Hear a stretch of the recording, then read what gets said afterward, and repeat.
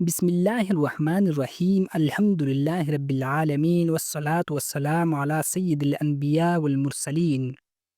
پیارے ناظرین، ہر امت کی ہلاکت کسی نہ کسی گناہ کے وجہ سے ہوئی۔ قوم نوح غرور میں ڈوب گئی، قوم عاد طاقت پر پہر کرنے لگی، اور قوم لوط نے فطرت کے خلاف بغاوت کی۔ لیکن نبی کریم صلی اللہ علیہ وآلہ وسلم نے فرمایا، میری امت کی ہلاکت تین چیزوں سے ہوگی۔ آئیے سنتے ہیں وہ کون سی تین ہلاکت خیز بیماریاں ہیں جو آج ہمارے معاشرے میں عام ہو چکی ہے۔ حضرت عبداللہ بن عمر رضی اللہ عنہ سے روایت ہے، رسول اللہ صلی اللہ علیہ وآلہ وسلم نے فرمایا، جب میری امت 15 چیزوں میں مبتلا ہو جائے تو اس پر عذاب نازل ہوگا۔ پوچھا گیا، یا رسول اللہ صلی اللہ علیہ وآلہ وسلم وہ کون سی چیزیں ہے؟ فرمایا، جب مال غنیمت کو ذاتی مال سمجھا جائے، امانت کو غنیمت، زکوٰۃ کو جرمانہ، اور علم دنیا کے لیے حاصل کیا جائے۔ روایت ترمذی، حدیث نمبر 2210۔ یعنی جب دین کا مقصد صرف دنیا کمانا رہ جائے تو عذاب الہی یقینی ہے۔ حضرت ثوبان رضی اللہ عنہ سے روایت ہے، نبی اکرم صلی اللہ علیہ وآلہ وسلم نے فرمایا، قریب ہے کہ قوم میں تم پر ٹوٹ پڑے جیسے کھانے والے دسترخوان پر ٹوٹ جاتے ہیں۔ صحابہ رضی اللہ عنہ نے پوچھا، یا رسول اللہ صلی اللہ علیہ وآلہ وسلم، کیا ہم اس وقت کم تعداد میں ہوں گے؟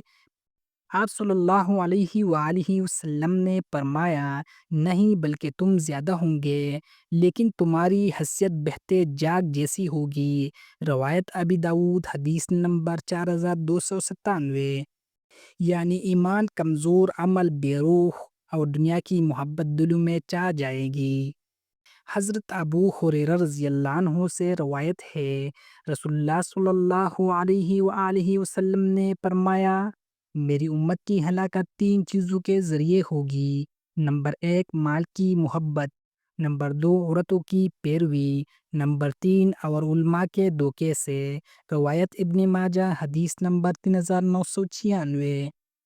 جب دلوں میں مال کی محبت بڑھ جائے، عورتوں کو فتنہ انگیزی غالب آ جائے، اور علم والے دنیا پرست بن جائے تو ہلاکت یقینی ہو جاتی ہے۔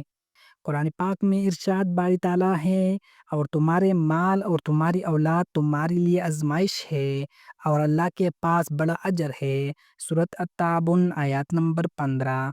دنیا کی محبت، عورتوں کی چاہت، اور علم کا غلط استعمال سب آزمائشیں ہیں، نجات ان سے بچنے میں ہے۔ ناظرین کرام، آج ہم وہی گناہ کر رہے ہیں جو ہلاکت کا سبب بن سکتے ہیں۔ حرص و لالچ نے دل سے سکون چھین لیا، فحاشی نے گھروں کی برکتیں ختم کر دی، اور علماء کی دنیا داری نے دین کو کمزور کر دیا۔ اگر ہم نے ابھی رجوع نہ کیا تو وہ دن دور نہیں جب ہم دنیا میں بھی ذلیل ہو جائیں گے اور آخرت میں بھی خسارے میں۔ آئیے آج سے اپنے دل سے یہ دعا نکالیں، یا اللہ ہمیں دنیا کے فریب سے بچا، ہمارے دلوں کو ایمان اور عمل صالح سے منور فرما۔ کمنٹس میں لکھ کے یا اللہ ہمیں ہلاکت سے محفوظ فرما، اور اس ویڈیو کو شیئر ضرور کریں تاکہ یہ پیغام ہر مسلمان کے دل تک پہنچ جائے۔